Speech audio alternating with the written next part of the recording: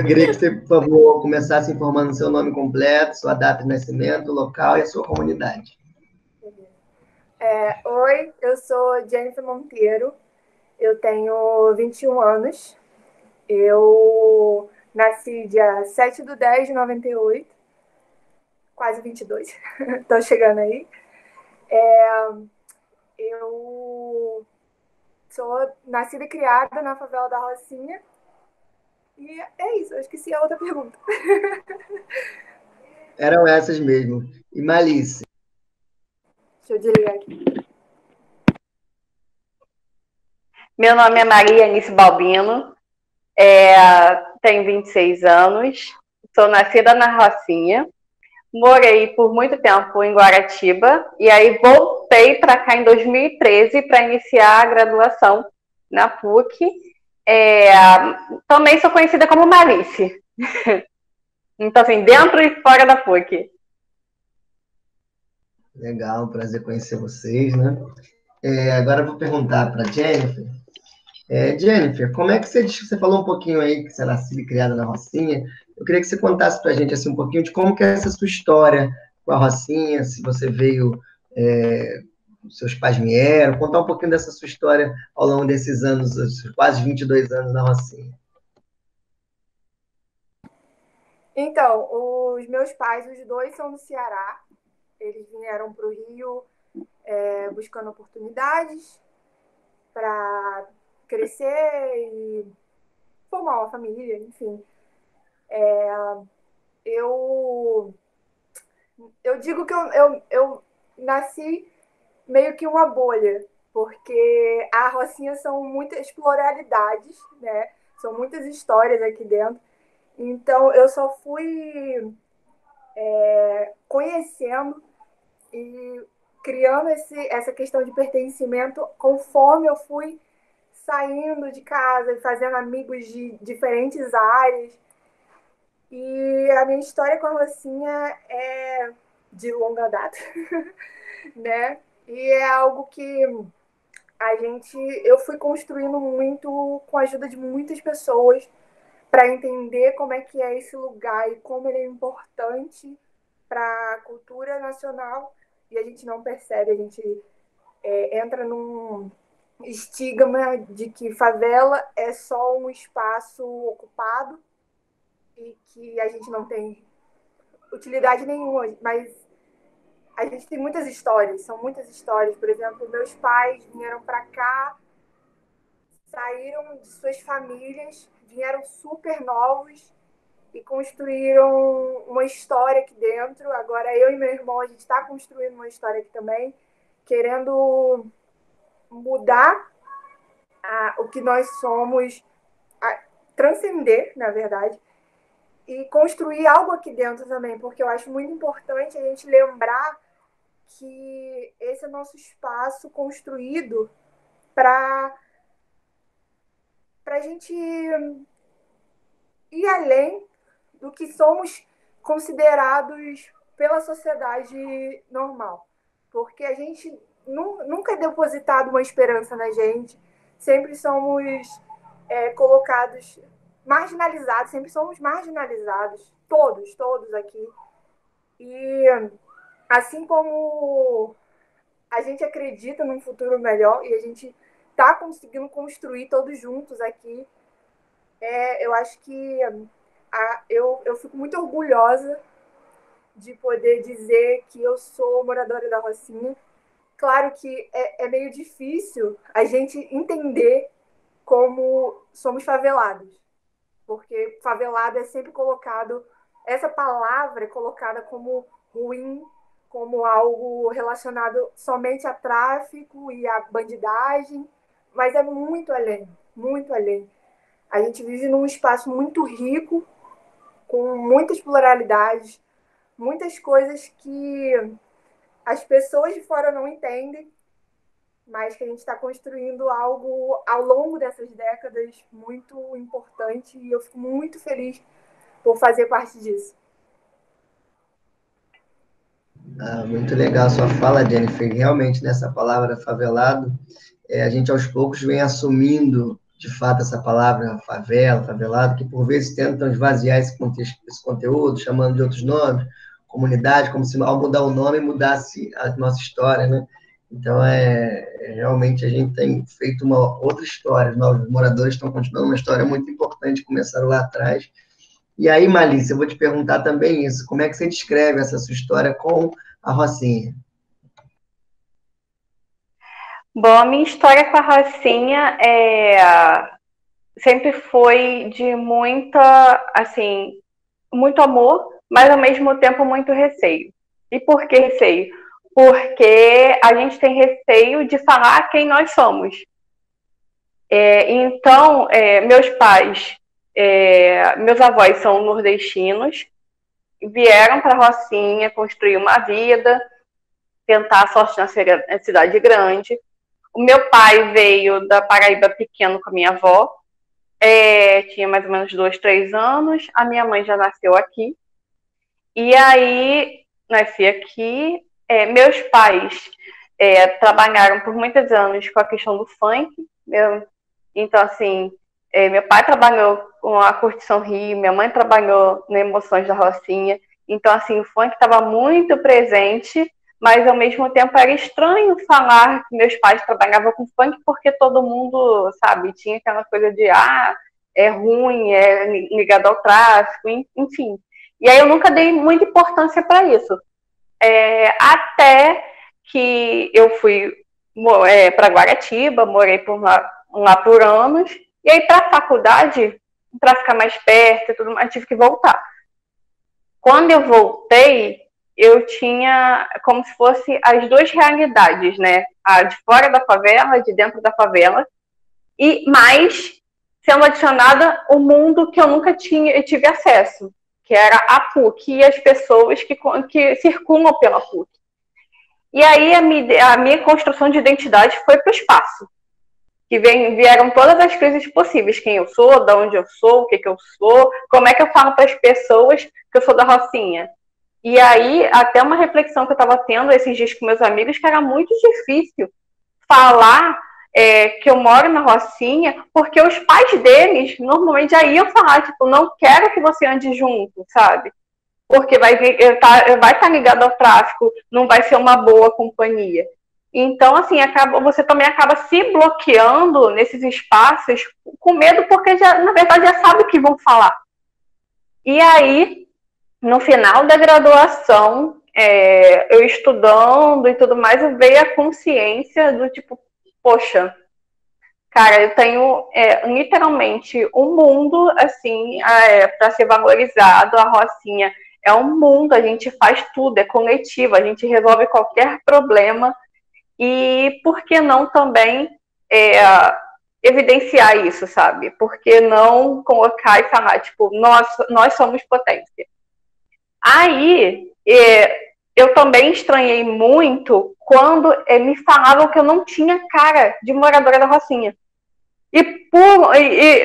Mas você tem cara? Não, você não tem cara de moradora de favela. Você não tem cara de garota favelada. E no começo, para mim, isso era um elogio, do tipo, nossa, realmente eu não vou ter problema nenhum de circular pela cidade. Depois eu entendi que isso era completamente errado. Porque como assim tem uma cara para favelado? E como assim eu não sou favelado? Então, aí, depois disso tudo, eu comecei a entender a importância de falar para as pessoas da favela, falar que não é só tráfico, que não é só, sabe, tiroteio, que tem muita coisa boa, e casou da gente desenvolver esse projeto sobre Covid. Eu não era para falar muito, não, mas você está contando a sua história, eu acabo me envolvendo muito na minha, porque eu também fiz PUC, quando eu entrei na PUC foi em 2008, quer dizer, a realidade ainda era um pouco mais diferente, né? Hoje a gente até vê mais gente. E eu também ficava muito acuado, assim, de caraca, será que eu vou falar que é da Rocinha? Será que vão ficar com preconceito? E eu acabava que ficava muito fechado de fazer as amizades todas. E assim, só no final da universidade, no último ano, no projeto final, que eu falei, não, peraí, eu vou mostrar que é diferente. Aí eu fiz um livro, foi até esse primeiro livro aqui, que ele fala sobre a cultura da Rocinha.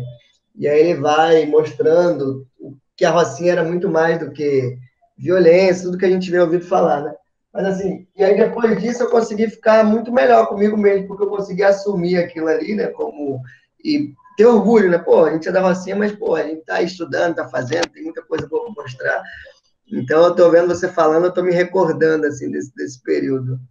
Muito gozado isso. Vamos lá. Eu ia até acrescentar. Pode falar. A Marice falou dessa questão de falarem que a gente não tem cara de favelado, de morador da favela. Eu acho que é tão enraizado que eu ouvia muito isso, tipo, e era engraçado que eu ouvia tanto de fora como a galera de dentro falando, mas você tem mó cara de riquinha, você tem cara de patricinha. E aí fora, não, mas você não tem cara de moradora da favela. Tipo, como é difícil essa questão da gente mesmo se identificar. Você falou sobre como foi difícil se encontrar na PUC também.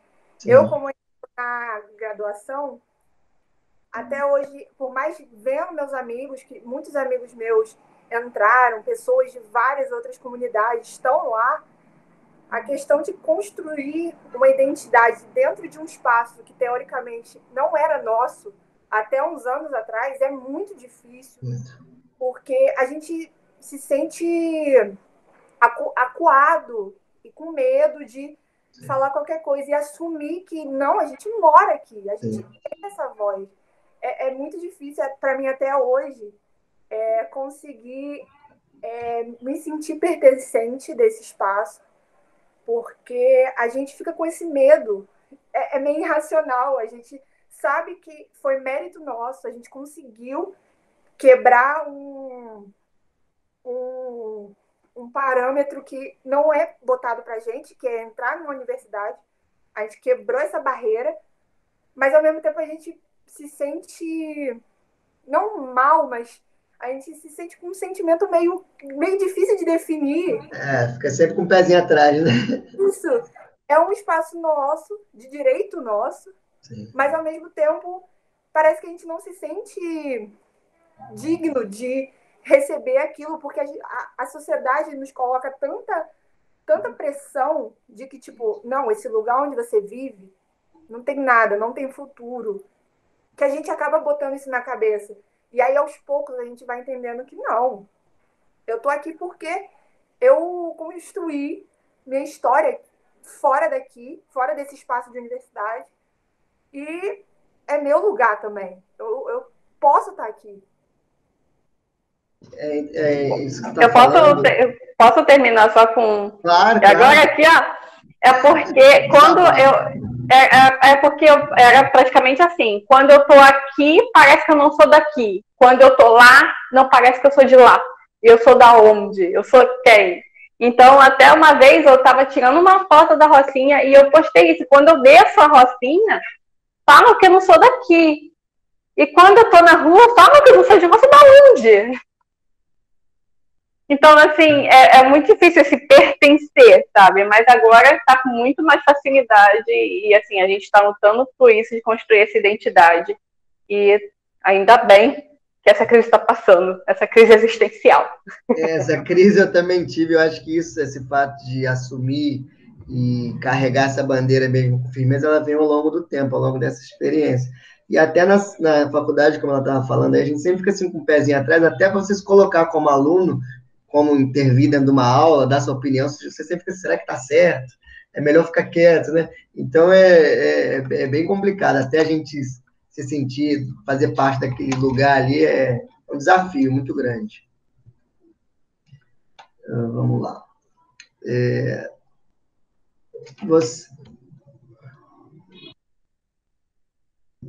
Jennifer, atualmente, qual é a sua atividade? Profissional ou de estudante? Atualmente, eu só sou estudante, só sou universitária mesmo. E estamos aí, né? Buscando um espacinho no mercado de trabalho. Malice, e a sua atividade profissional? Então, eu me formei em 2018.2, em 2019.1, porque 2018.2 era o tempo para eu ter me formado, mas eu estendi por causa da monografia. A minha monografia, basicamente, meu trabalho é dentro do patrimônio imaterial, então, dança, música, eu não fugi muito da família, né? Aí vem a importância das raízes, essa aqui é minha ligação com a música, com a dança. Só que eu falo sobre o jongo do Sudeste, que é considerado o pai do samba. E aí eu fui desenvolvendo esse trabalho com memória, história oral e patrimônio imaterial, porque sempre ligado à música e dança, é o que eu amo. Aí, atualmente, eu estava, esse ano, tentando estudar para o mestrado, né, pensar num tema de mestrado e para ingressar, enfim. Só que veio Covid e tudo mudou, acabei parando no varal de emoções, gente. Eu não fazia ideia que isso ia acontecer comigo. Então, a questão da memória, patrimônio, sempre está presente. E, por enquanto, só estou tentando escrever artigos e publicações. Inclusive, saiu um ontem no jornal da Argentina. Então, assim, estou muito feliz.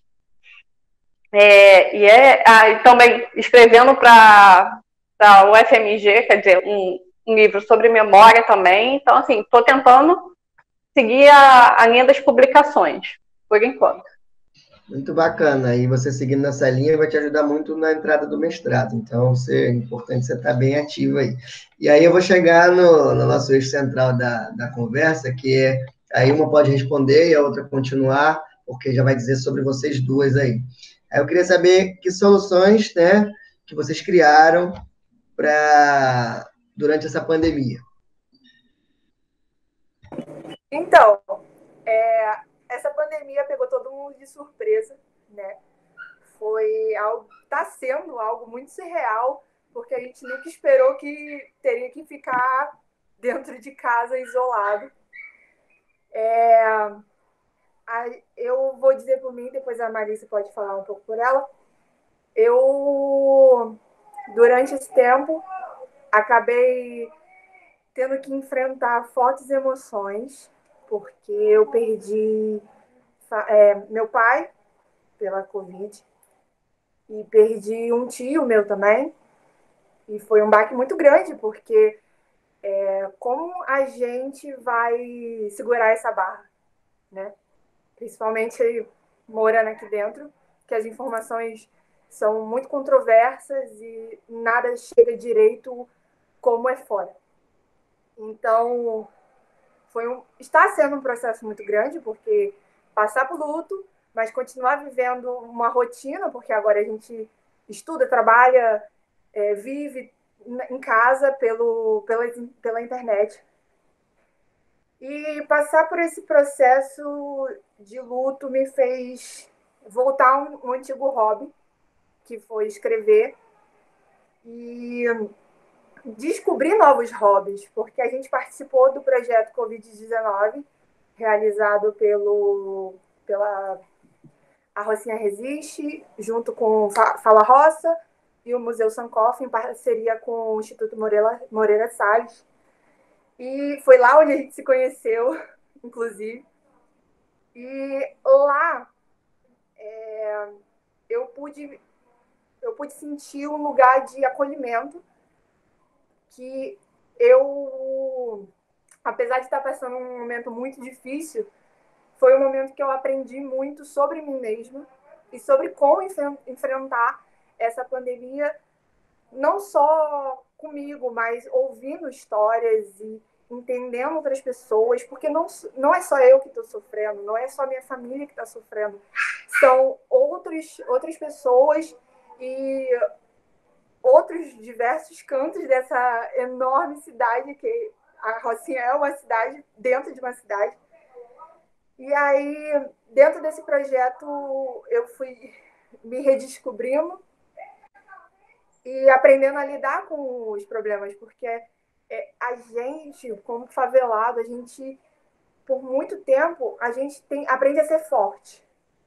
Tem que ser forte. A gente precisa mostrar que é forte, a gente precisa mostrar que a gente é 100% sempre. Mas nesse momento de pandemia, eu percebi que é um momento muito de fragilidade, a gente precisa expor essas fragilidades. E o meu momento de expor está sendo em textos, em edição dos nossos vídeos, do nosso projeto, do Varal de Emoções, que daqui a pouco a gente vai explicar um pouquinho mais.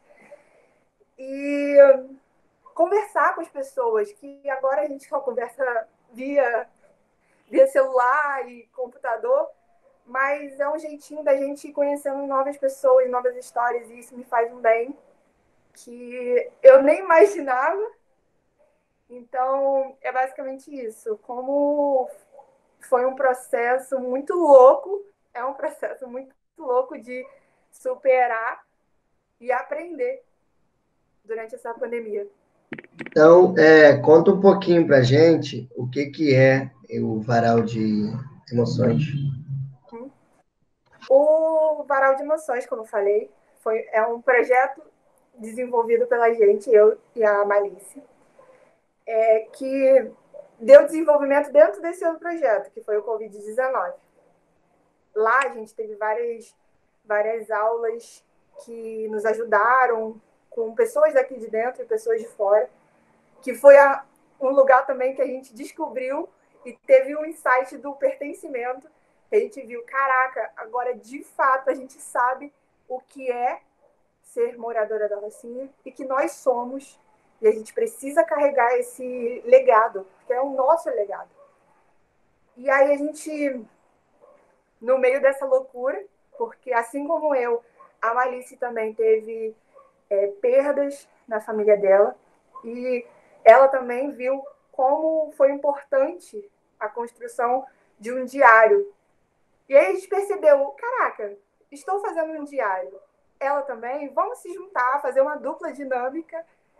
E foi nessa que a gente desenvolveu o nosso projeto final, que foi o Varal de Emoções, que, como já diz o nome, para falar das emoções das pessoas daqui de dentro, falar o quanto está sendo sentido muito, muito durante essa pandemia, porque a gente sente muita raiva, sente muita tristeza, sente muita ansiedade, e a gente queria falar sobre isso, mostrar as histórias das pessoas aqui de dentro, de todo mundo que constrói essa rocinha junto com a gente, e também emoções, por conta do Emoções, que é o nosso espaço, é o nosso shopping, digamos assim, é a nossa área de comércio mais conhecida e mais antiga.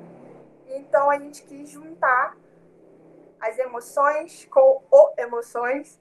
Então, casou super. E a gente desenvolveu esse projeto pensando muito o porquê, para quem e qual o objetivo. O porquê seria importante a gente falar essas histórias, para quem a gente quer que essas histórias sejam atingidas, porque, como eu falei, a Rocinha é muito grande. As histórias que acontecem aqui na Rua 4 não são as mesmas que acontecem na Rua 2, Rua 199. Então, a gente queria que todo mundo, a gente quer que todo mundo conheça os vizinhos, sabe? Que todo mundo tenha um lugar, um espaço para conversar, entender e conhecer novas pessoas, novas histórias. E a gente quer também deixar super acessível para todo mundo, para quem tem deficiência visual, para quem tem deficiência auditiva. Então, a gente quer uma acessibilidade muito grande. Os analfabetos, porque, infelizmente, se a gente for pegar o índice de pessoas que são analfabetas e que moram aqui e que moram fora, são muito grandes. Então, a gente quer construir algo aqui para dentro, aqui dentro, para as pessoas daqui de dentro, mas que impacte lá fora também, que as pessoas vejam, caramba, essa história é parecida com a minha, mesmo eu não morando lá dentro. E tipo, caramba, eu nem imaginava que isso acontecia, sabe? E o nosso maior objetivo é isso, que histórias possam ser contadas, possam ser ditas, porque geralmente as nossas histórias só ficam pelos nossos becos e às vezes só pelas nossas casas. E a importância da história para a construção da nossa cultura é muito grande. E eu acho que esse casamento entre história, que é a Malice, e ciências sociais, que sou eu, e a gente foi construindo outras coisas como comunicação, design e marketing, tudo que a gente foi aprendendo no curso, foi algo que nos deu uma força muito grande e nos dá uma vontade de continuar produzindo isso, porque a gente viu que a gente está conseguindo devolver os nossos conhecimentos acadêmicos, porque como a gente teve a oportunidade de ir para a faculdade, a gente pode mostrar o que a gente aprendeu lá dentro para outras pessoas aqui que não tiveram a mesma oportunidade.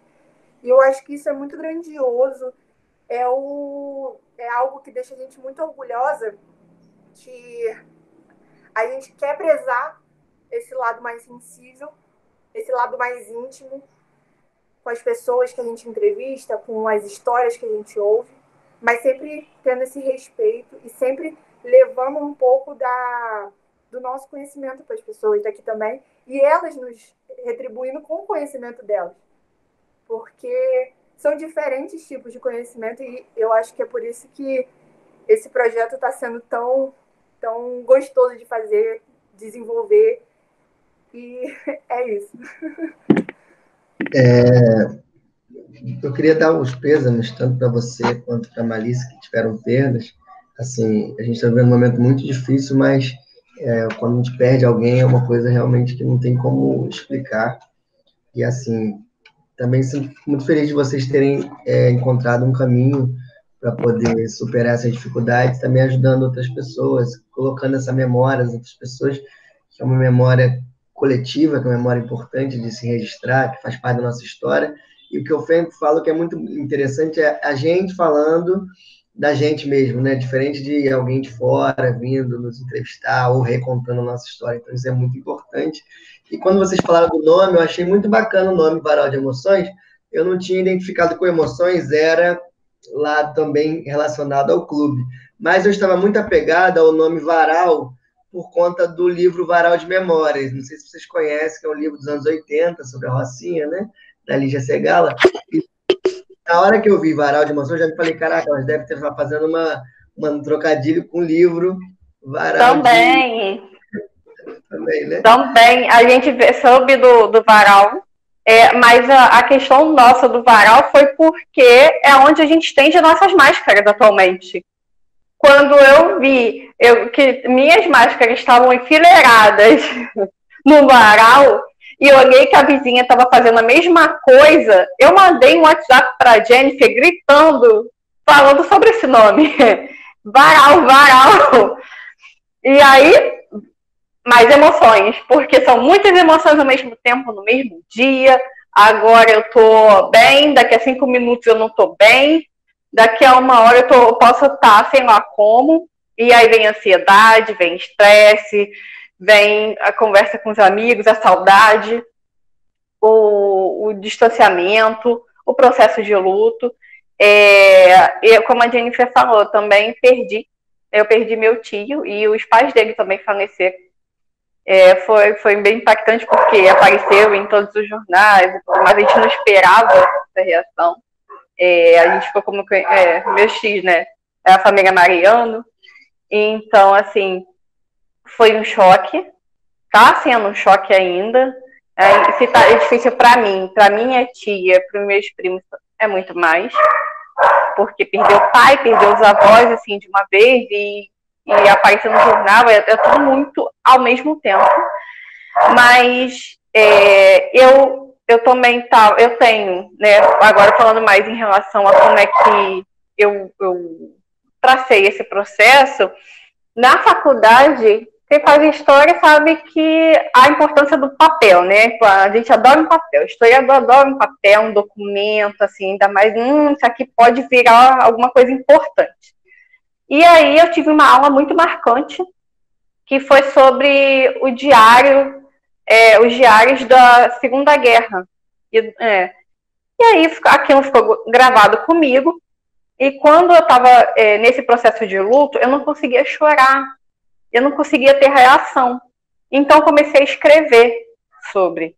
Eu comecei a criar, eu sabia que a importância do diário, né? E falei assim, bom, pelo menos vai ficar uma coisa de memória para a família. Então eu vou começar a escrever sobre a história da minha família. E é isso, eu comecei a digitar, a escrever para tentar melhorar o que eu estava sentindo. E aí veio o processo seletivo para o projeto Covid-19 na Rocinha. E aí eu mandei meu projeto com a ideia de um diário, né? Depois é aquela situação, percebo que eu estou fazendo um diário, a Jennifer está fazendo um diário, e todos falam sobre a importância do coletivo, vamos juntar isso aí. E aí foi o casamento maravilhoso. Eu nunca vi Jennifer na vida, pessoalmente, só vi internet. Foi a união do Covid. E aí eu falei, bom, a gente tem essa coisa da memória, a gente quer falar, então por que não a gente utilizar do nosso discurso e falar por a gente mesmo? Porque eu estava começando também a ver a galera lá de fora, por estar na faculdade, né? Você vê todo mundo escrevendo. E aí eu comecei a perceber que já estavam escrevendo sobre a favela. E eu fiquei assim, não, peraí. Eu vou falar sobre isso, eu vou escrever sobre isso. E aí foi quase uma questão moral, sabe? Tipo, você é formada, você tem o que muita gente não tem, vambora, faz. E aí, com o desenvolvimento do projeto, do emoções, sons também, de fala, a questão da Rocinha é muito auditiva, tem essa questão auditiva da Rocinha muito forte. O som é pessoa falando alto, é o som do vizinho, é a gritaria, é o cachorro latindo, é tudo ao mesmo tempo. E essa questão do som ficou muito marcada para mim. E aí a gente estava nesse processo de pensar, né, o diário da acessibilidade das nossas postagens, que aí a gente levou para o Instagram, né, para atingir o público da Rocinha. A gente levou para essa rede e a gente tenta ser o mais acessível possível. Então a gente começou a observar e entender, né, como é que a gente fazia postagens para deficientes visuais. A gente começou a perceber que não adianta a gente fazer uma coisa para fora sem olhar os nossos, o de dentro. Então, como é que eu vou atingir a minha avó que é analfabeta? Como é que a gente vai atingir o amigo e o vizinho que não tiveram acesso à educação? Então, a gente também quer levar essas nossas entrevistas para o áudio e para o WhatsApp. Então, assim, disparar isso como as memórias, nossas memórias, como se fosse uma minissérie, sabe? E é que está nesse processo para divulgar isso dentro da Rocinha, para ter essa memória. Porque as pessoas, se a gente perguntar para os idosos, principalmente, sobre a importância da memória, a primeira coisa que fala, não sei não, minha filha, isso aí não é comigo não. Mas pergunta sobre lembrança, vai falar horas. Então, vou começar a contar várias histórias. Não, sim, é importante falar sobre o Covid, porque vai ficar na memória, né? Então, vai ficar na nossa lembrança. Mas eles nem têm noção da importância que tem isso. E aí, como a gente falou, tem a ponte faculdade, academia, favela, que também eu vejo que foi uma ótima oportunidade da gente atingir não só as pessoas da Rocinha, como as pessoas que convivem com a gente dentro da PUC. Porque nos feedbacks, aí agora falando, como a gente já explicou do projeto e tudo mais, nos feedbacks, a gente recebeu nossa, vocês são da PUC, sabe? Aquela coisa de pertencimento, vocês são da PUC, mas também são da Rocinha. E vocês estão passando por isso. Então não é aquele desconhecido morador da Rocinha. É uma filha da PUC que passa por isso. Então aí a galera começou a associar, tipo, nossa, pessoas nossas passam por isso todo dia, a gente nem percebe. E aí, vários departamentos começaram a mandar mensagem, aí professores começaram a seguir, e a gente começou a passar essa ponte para tentar falar, olha só, não adianta a academia estar falando se a gente não consegue atingir o público, sabe? Se essa fala não for acessível. Então, a gente tenta, no nosso texto, ser o mais acessível possível. Eu tomo muito cuidado, a Jennifer também, para escrever, para não escrever que nem um artigo, sabe? A gente quer que o vizinho do lado entenda. Que a pessoa, sei lá, de 60 anos, que é alfabetizada e goste de Instagram, leia tranquilamente. Então, a gente está tentando, de uma certa forma, levar nossas emoções, né? Daqui de dentro para fora. É bem interessante vocês se preocuparem tanto com essa... Claro, tem uma linguagem, uma troca aí dos saberes populares acadêmicos, né?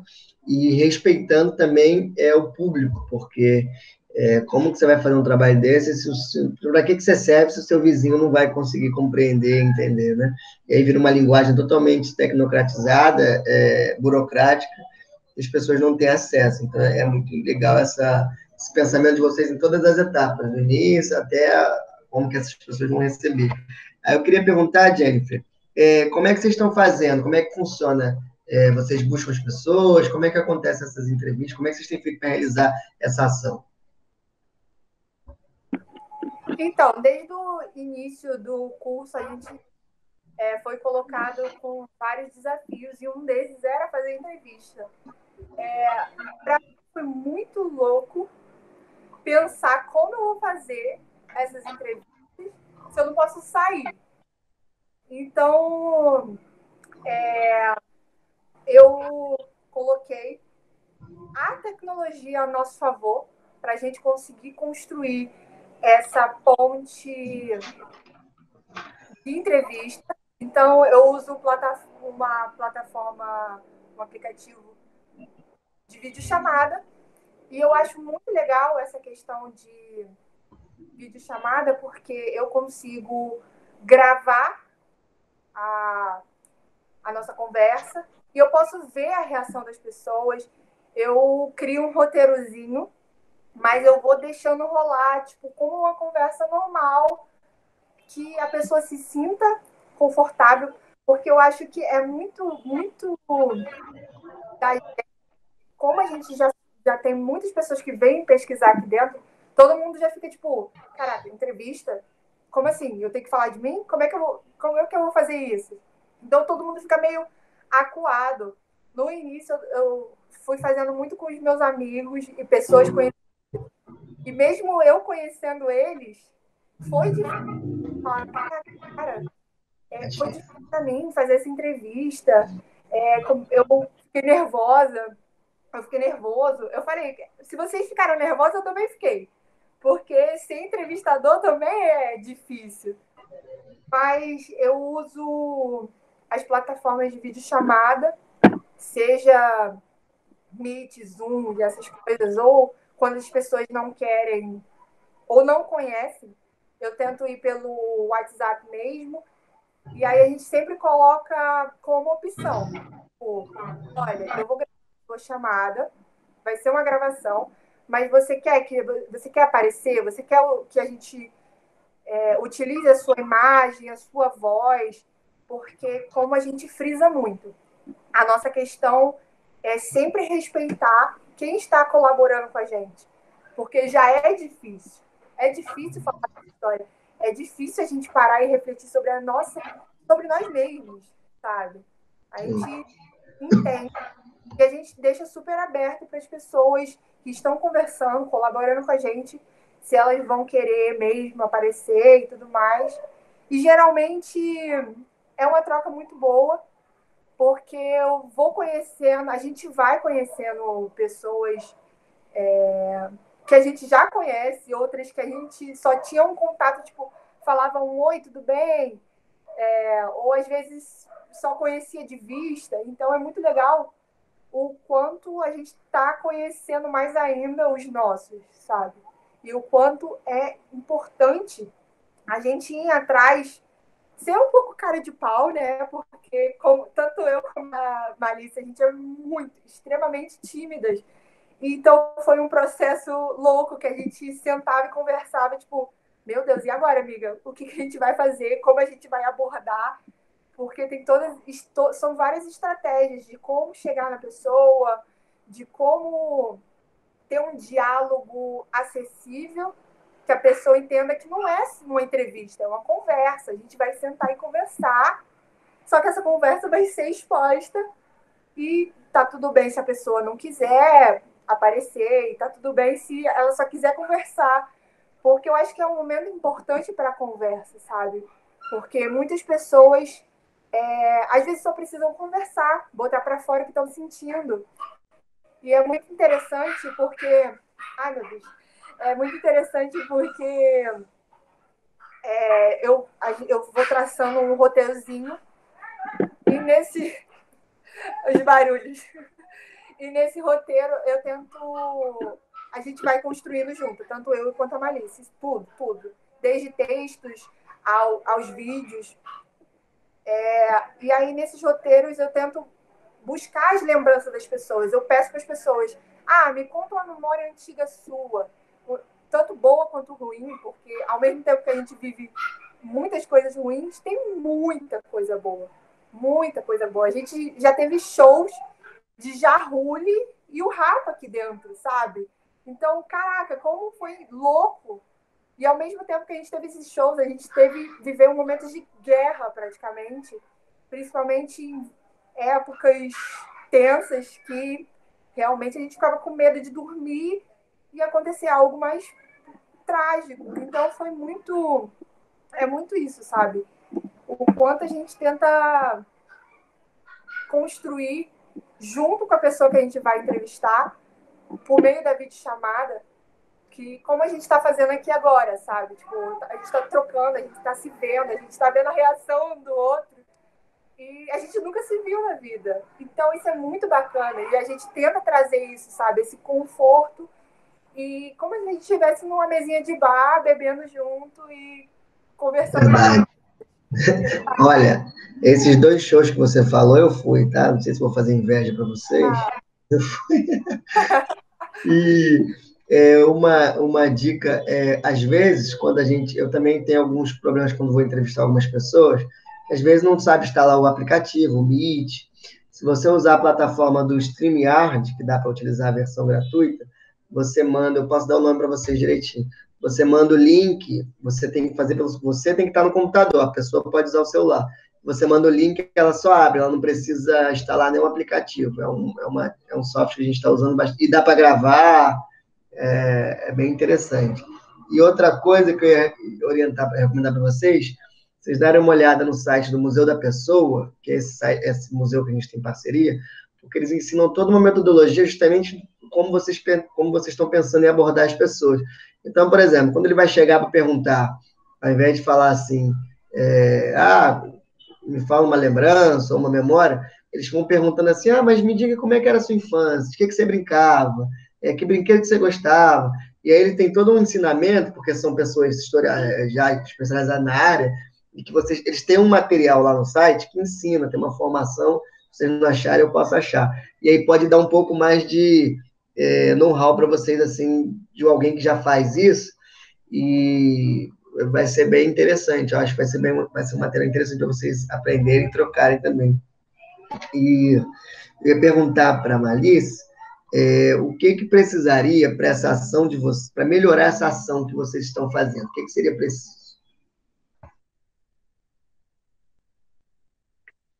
Bom, a gente está entendendo sobre a favela cada vez mais. Eu acho que esse mergulho nos nossos e no nosso local, com certeza, é o diferencial. Porque é o que eu falei, eu desci a Rocinha, subi a Rocinha no automático. Agora a gente está prestando atenção nos nossos e principalmente ser para os nossos. Então, assim, a gente está estudando as plataformas digitais e como transformar isso acessível para a favela. Tudo que a gente está pensando, e estudando, a gente para e fala, bom, como é que a gente vai levar isso para a favela? Ponto, esse é assim, o principal.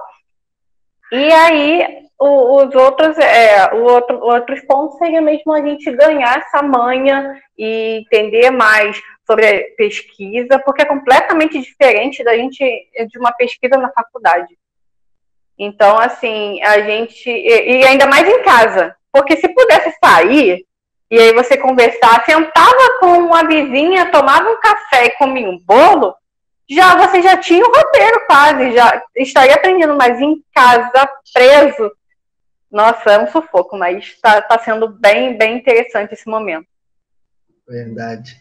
Malice, essa história modificou de alguma forma a sua visão da comunidade, da sociedade? Completamente. Primeiro da questão de pertencimento, porque, por incrível que pareça, essa pandemia é que fez eu perceber de onde eu sou, de fato, quem eu sou e quem são os meus, sabe? Quem são os nossos.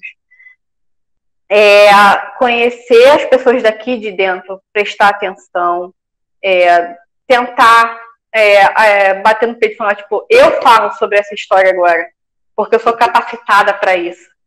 Então, assim, eu nunca tinha me visto como favelada. Eu tinha noção, claro, porque a gente vai ganhando isso com o tempo, mas de fato, mostrar isso para o mundo, assumir, foi agora, com todo esse processo.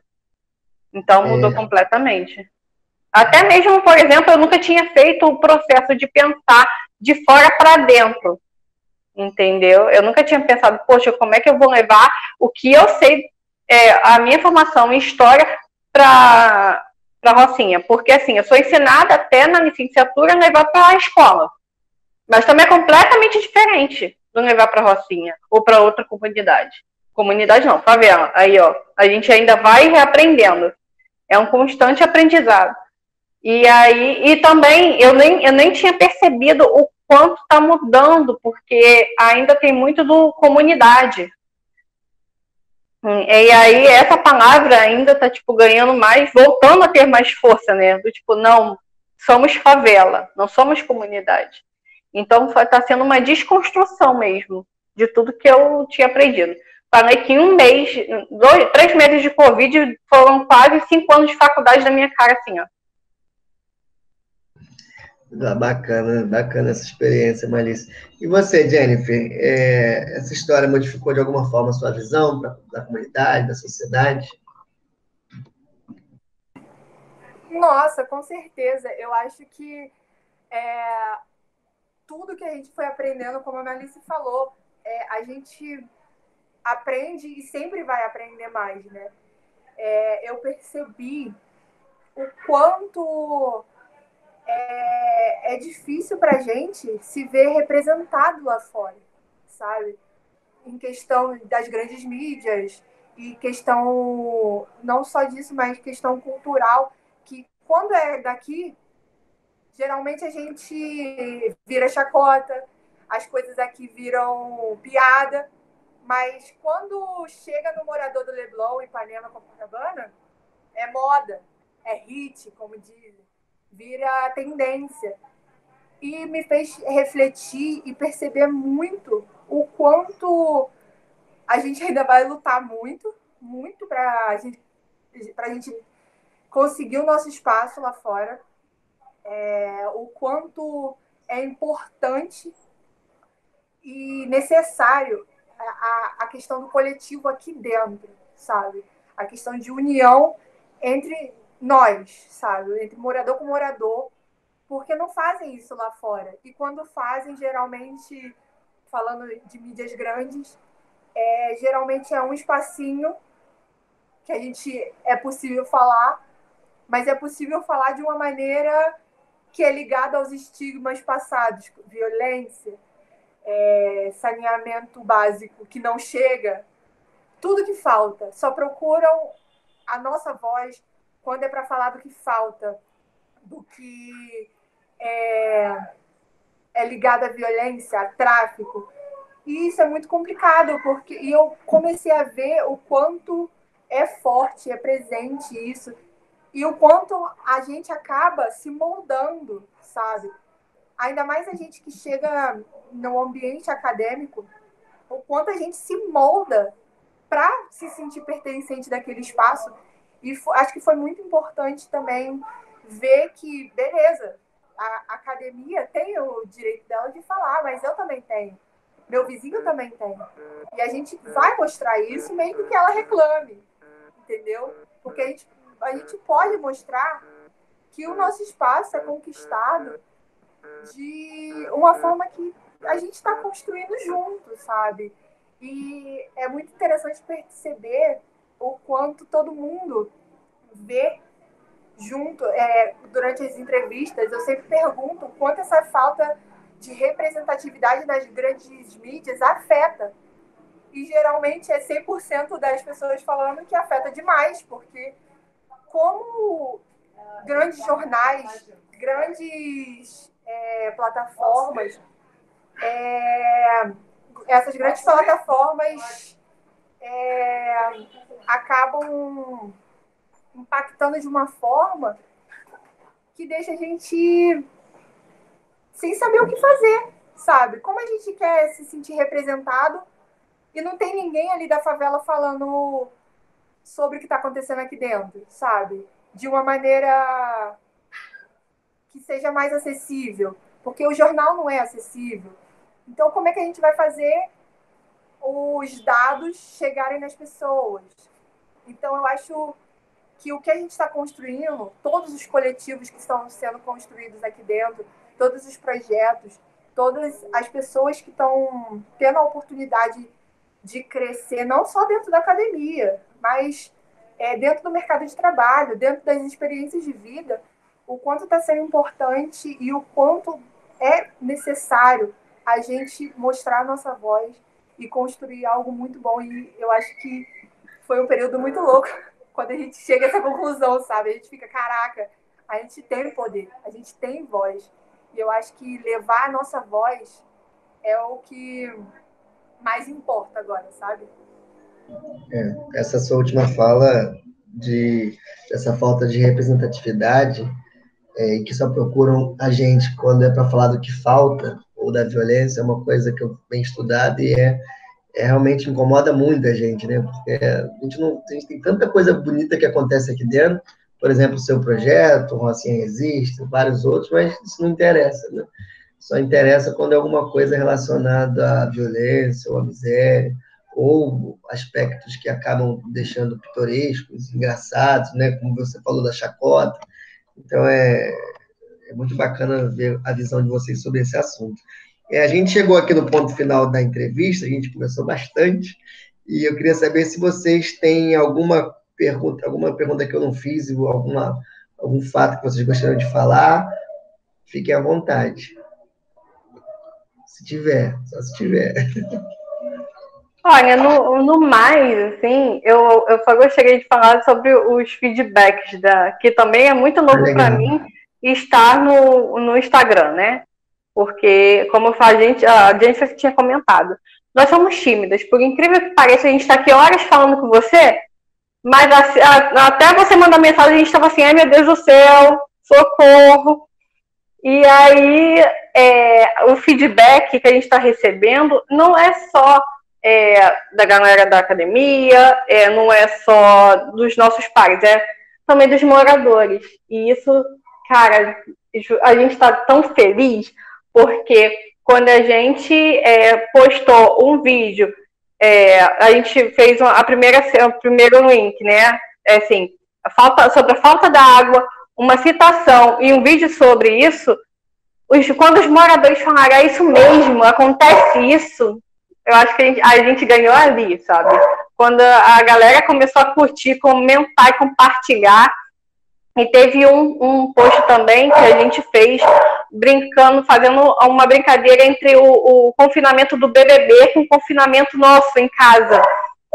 Teve tanto compartilhamento, teve tanta gente comentando, e eu fiquei assustada, e as pessoas comentando, tipo, é isso mesmo. E teve outro também, foi sobre o feijão. Tipo, vocês estão reclamando do preço do papel higiênico? Olha o preço do feijão. Entendeu? E também uma enxurrada de comentários. Então, assim, quando as pessoas da Rocinha comentam, a gente ganha o dia. E a gente sabe que tá indo certo.